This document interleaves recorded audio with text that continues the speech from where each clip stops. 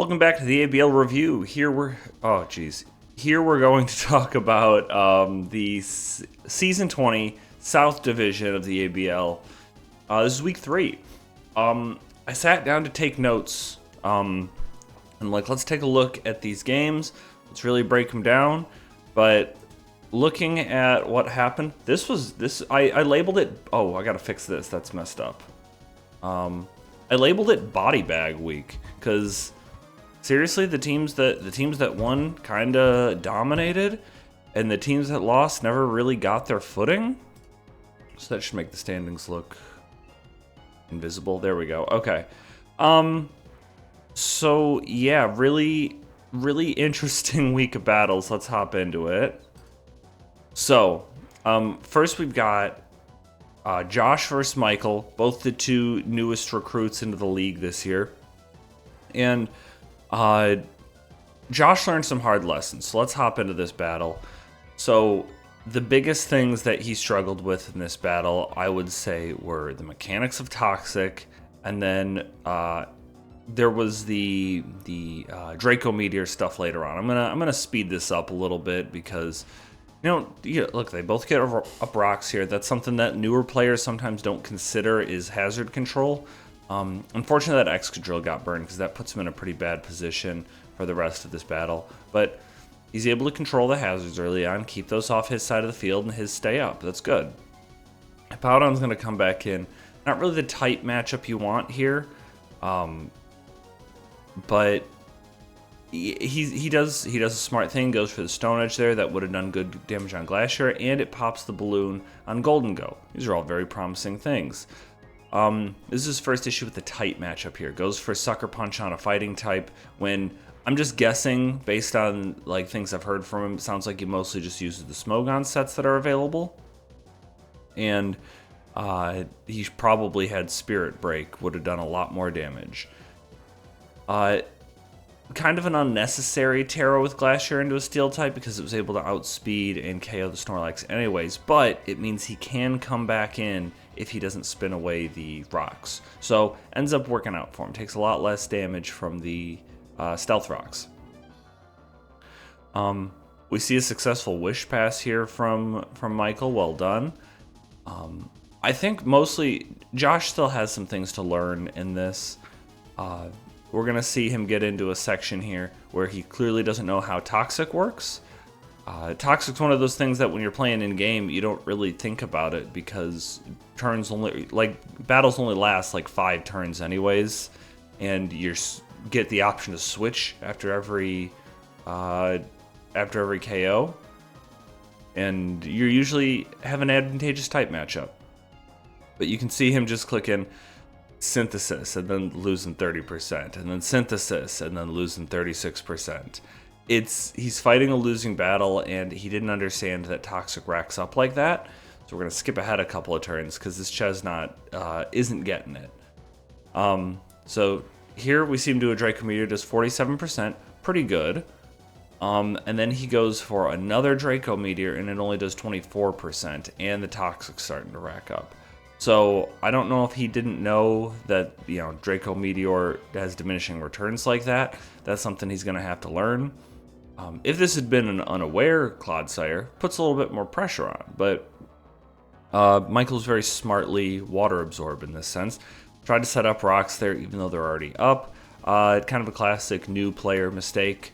There's some hazards that you can set up multiple layers of, but rocks is not one of them. But at this point, everything's weakened off where Michael's going to be able to clean up with Great Tusk, just clicking close combat a couple of times. Another hallmark of new players is switching unnecessarily, and that's kind of what happened here at the end of this game. I don't fault Josh for these mistakes. These are all mistakes that we have made in the past. He just has the unfortunate distinction of making them in season 20 of the ABL when most other players have been playing for I would say the average combined draft league experience of the players in the league is probably upward, I'd say 8 seasons. It's probably just because we have a couple people who obviously have 0 and a couple people that have 1. but we also have Logan has 20 seasons of experience. Kyle has 19. I have 18. Dakota has 18, 19.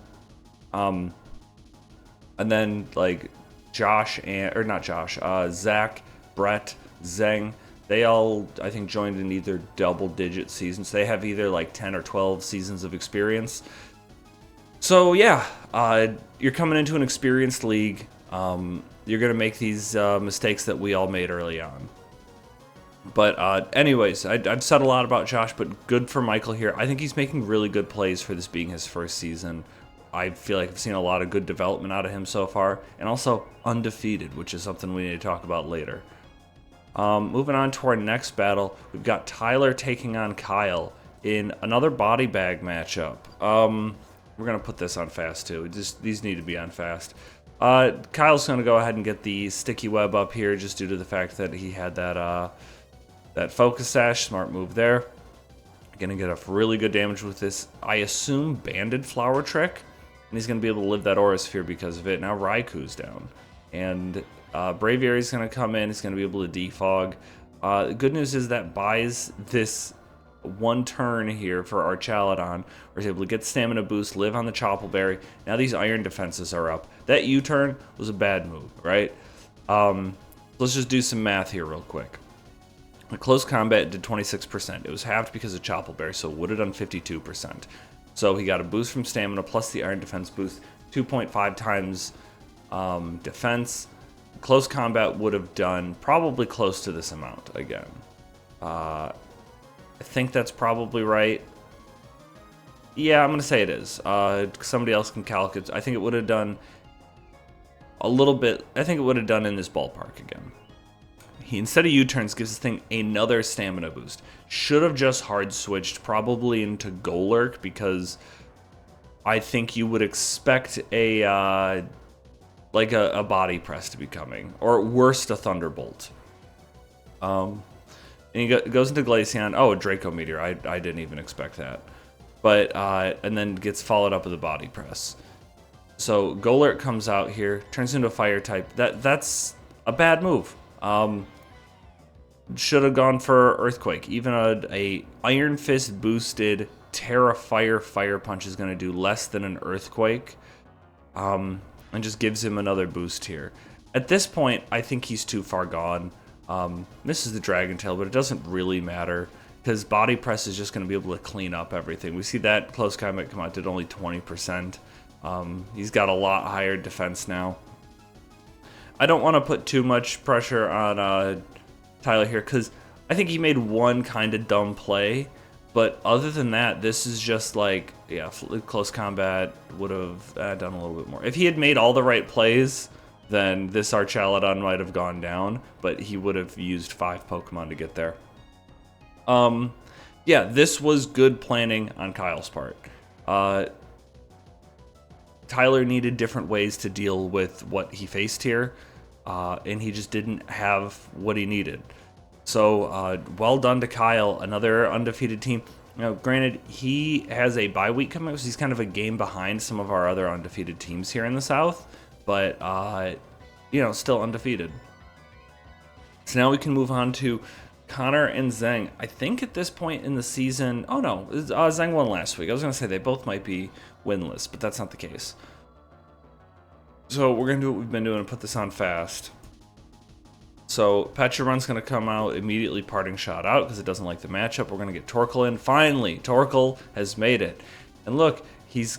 Oh, he went for Lava Plume. I was going to say he's got hazard control. So he's going to spin, right? There you go. You got a spin off as the light screens go up. And the other good thing about this is now he's got Stealth Rocks up, which he wouldn't have had the ability to do. And right now he's just burning out turns of these screens. This is like a really awesome situation for Zeng to be in. He's got all of his hazards up. He's got his hazard control still safe in the back, and it's his weather control. Now the Reflect's going to go up as the Ariados comes in. Probably going to go for a Sticky Web Zone. You can go hard into Torkoal, and you can Rapid Spin this away. He's got nothing that can block this Rapid Spin. And he keeps just going for rapid spin. I don't know if he needed to be... I don't think that really puts him at fast or anything, but he should be able to KO this Ariados now with a Lava Plume.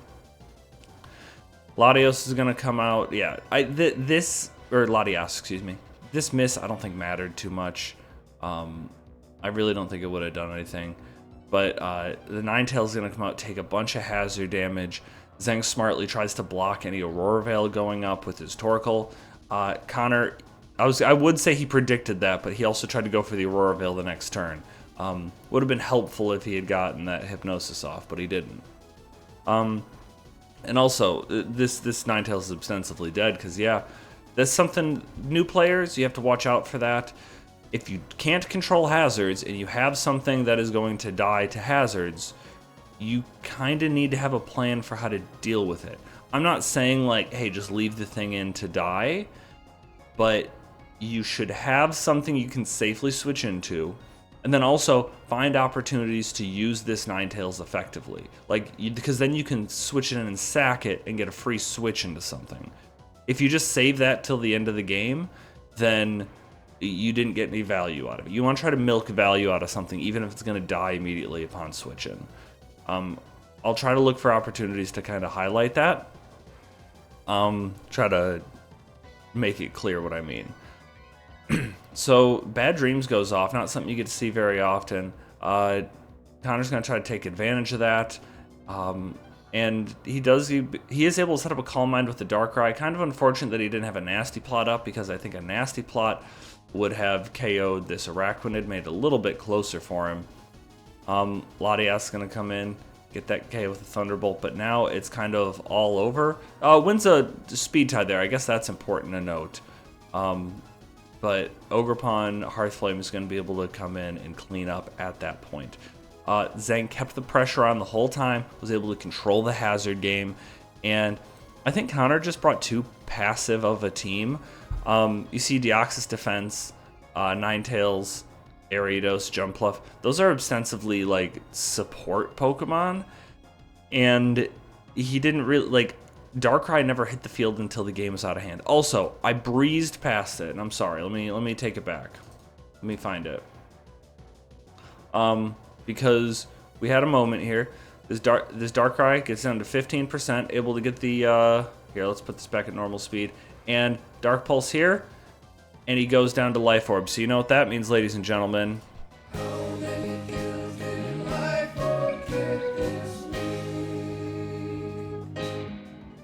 Got another kill. Life Orb claims its second or third kill of the season. I can't remember. It's at least its second. But yeah, overall, Zheng did really well here. Connor's still struggling. He needs to find that balance between offense and support. I think he's got three, I would say, very good support mons in Deoxys Defense, Alolan Ninetales, and Ariados.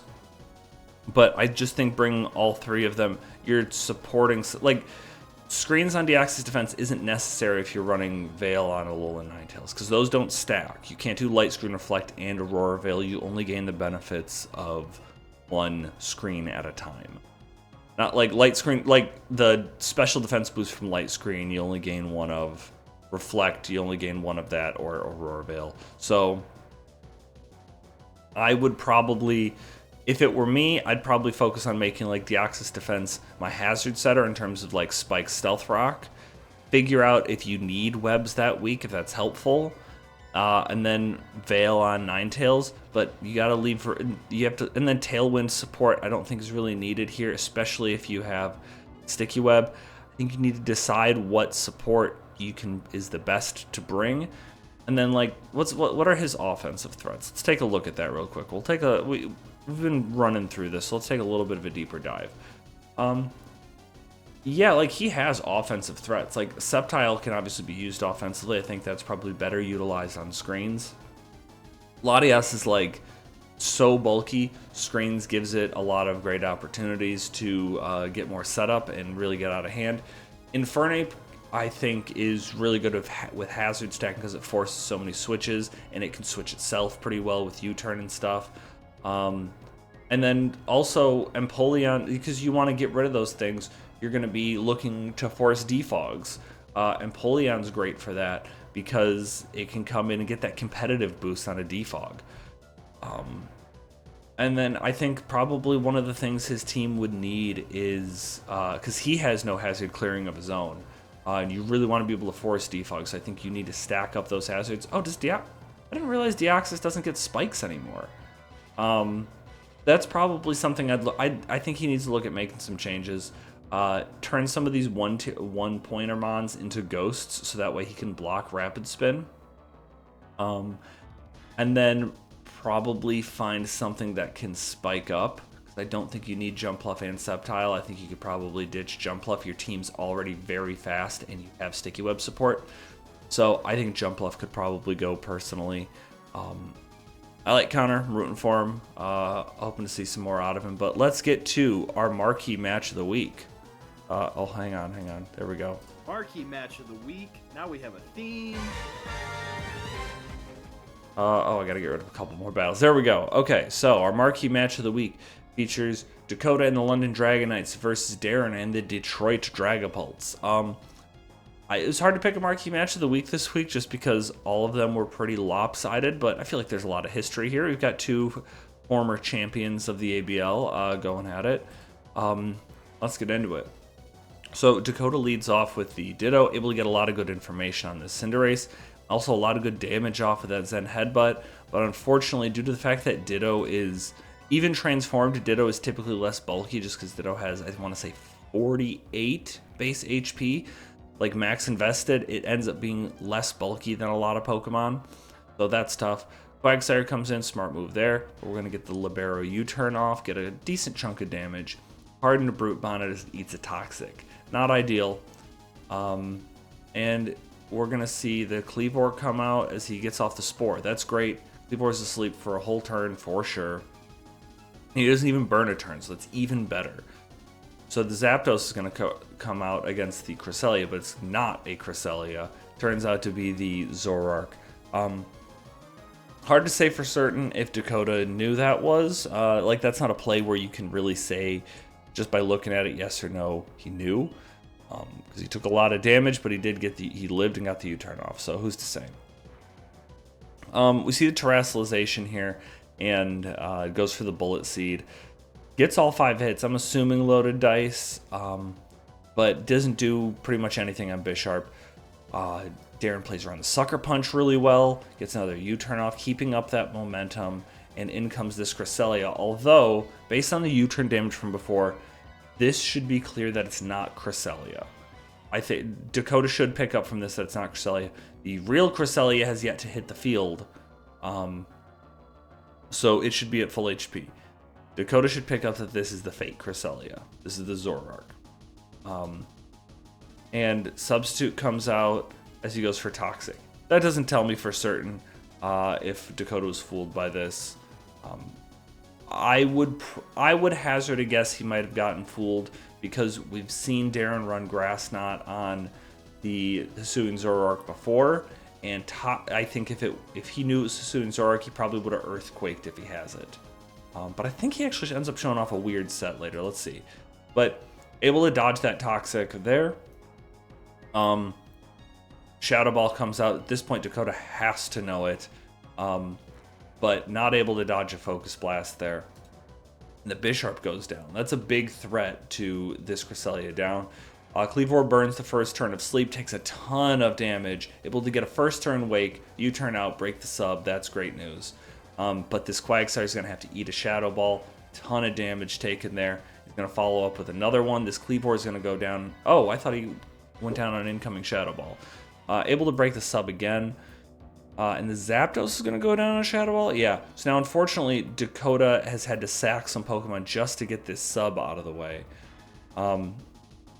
Decent U-turn there by Dakota. I don't think he wanted to fuck around with a potential Stone Axe miss. Would have helped him out a lot, I think, in this battle if he had gotten the Stone Axe off. This is the real Cresselia. You can tell because it's at full HP. Now it gets parried. That's even better. That's like a marker saying, hey, it's paralyzed.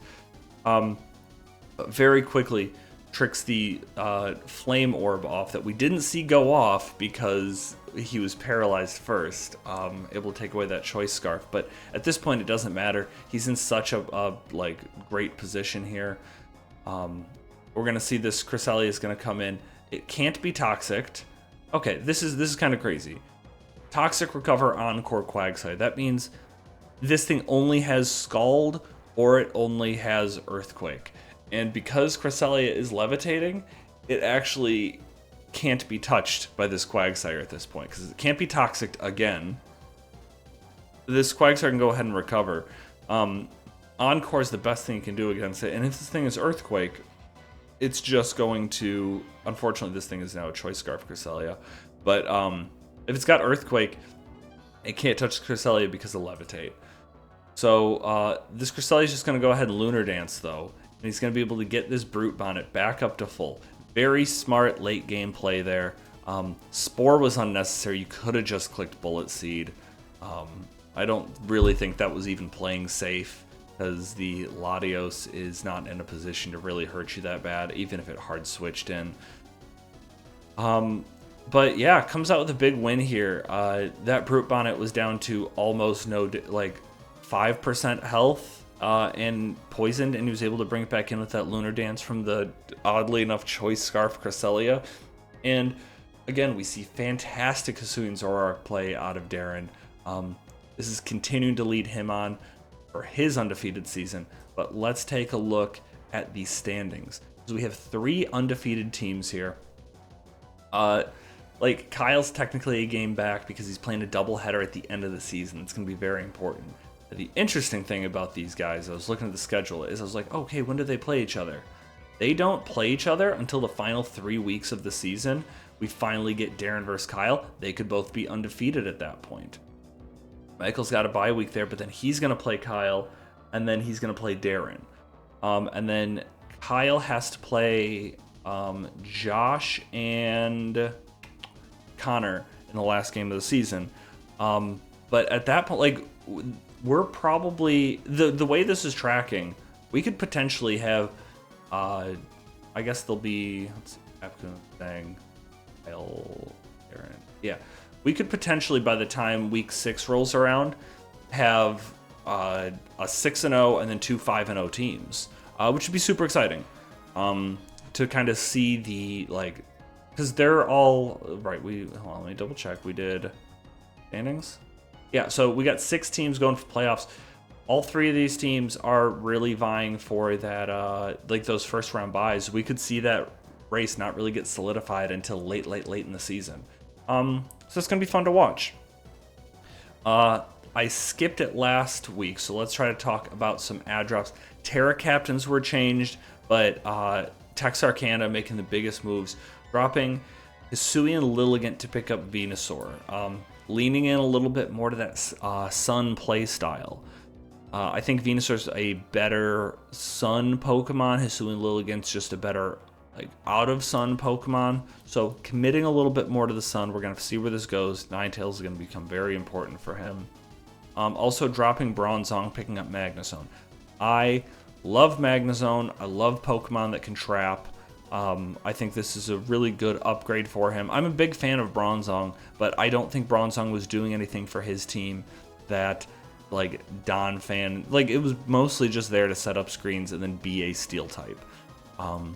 Magnezone is also a Steel type, and he's got other things that can set up the things Bronzong can set up. Also going to drop Alolan Golem. Why wouldn't you at this point? You have a better Trapper and Magnezone. And go ahead and pick up Murkrow. Murkrow's fallen off a lot in the past few seasons because no Toxic, no Defog. But can still, like, Thunder Wave and just be kind of an annoying Pokemon when you need it to be. And then also, Dark type's always good to just have around. You got 2 immunities in Murkrow, and Prankster can just kind of set you up in ways that you wouldn't expect, including Tailwind. Just an option for him at some point. But everything else is just Terra Captains changes. If I can remember specifically, I want to say that Michael changed one of the Terra types. I want to say in Glastrier, I'm not certain. And Darren changed some Terra Captains. I think he moved it from, like, Brute Bonnet to Piloswine, I want to say. But yeah, that's where we're at with the season. Really exciting out of the South. Let's look at our matchups for next week. Got Dakota taking on Michael. Dakota's still yet to get a win this season. Dakota, maybe this is like, I don't know. I don't know where this memory is coming from, but I feel like Dakota being a veteran player tends to be a big stumbling block for even like good new players who have kind of come in pretty hot. I remember he really gave hold on one second. James. He gave James he might have even beaten James in James's first game, even though James started out super hot. I feel like he gave Curtis a really good run in season 9, I believe that was.